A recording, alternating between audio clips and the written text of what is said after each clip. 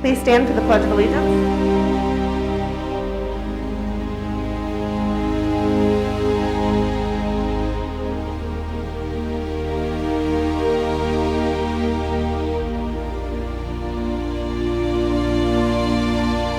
I pledge allegiance to the flag of the United States of America and to the republic for which it stands, one nation, under God, indivisible, with liberty and justice for all.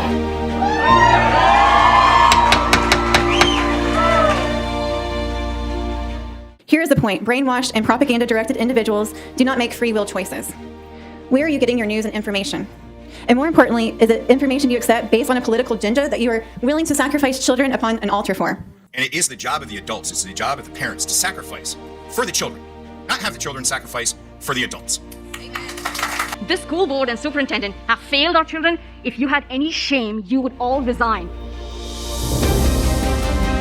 Forcing children to wear masks is abuse. Mandatory masking for all students.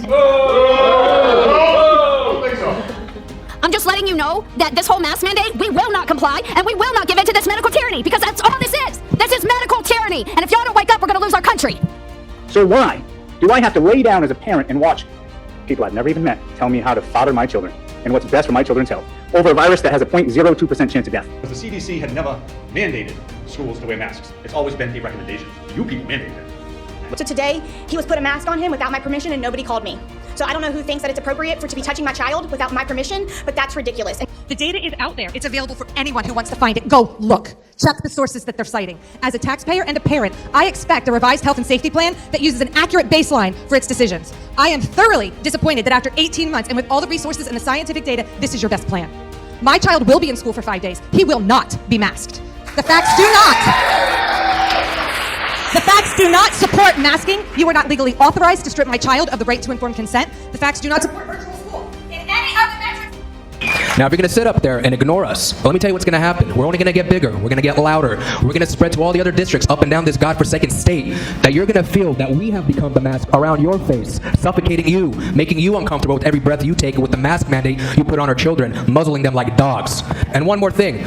This is my son's masks. He would be uncomfortable and hot after each day. He's not going to be wearing this fall. We're done. We're done. Putting critical race theory into our classrooms is taking our nation in the wrong direction. Racism in America would by and large be dead today if it were not for certain people and institutions keeping it on life support. I'm biracial, I'm bilingual, I'm multicultural. The fact is, in America, in North Carolina, I can do anything I want, and I teach that to my children.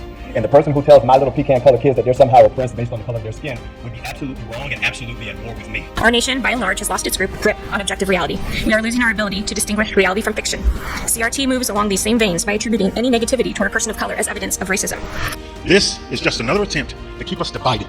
And I like what these men said about us being united. I like what these men said about us being one. Because that's the way we're going to win this battle, as one. If we keep dividing ourselves because we're white or black or brown or blah, blah, blah, we're letting the enemy keep us weak.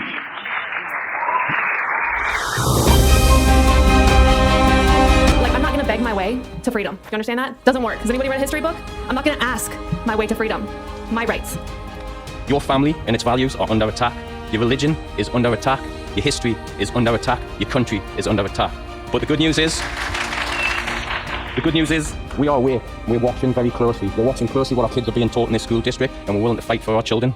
That very same person, after you guys broke the law, decided to tell everybody that she came home to champagne and love letters from her neighbors. I'm glad that you're enjoying the adulation while kids can't breathe and you're breaking the law.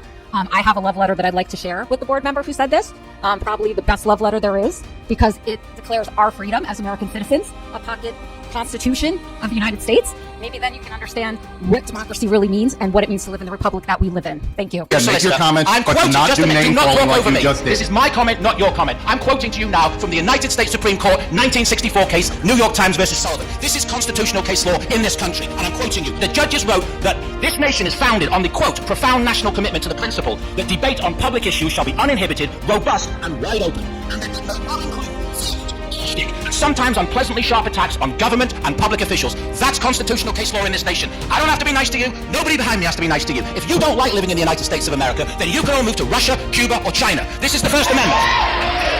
The real part of the clown show is that you all think that you actually have the authority to mandate this. Because there are these books that I have, and I have them as a gift for you. The Constitution, the Declaration of Independence, the Bill of Rights, and the Federalist Papers, and also the Bible. And these guarantee my freedom and yours and our children's to breathe oxygen.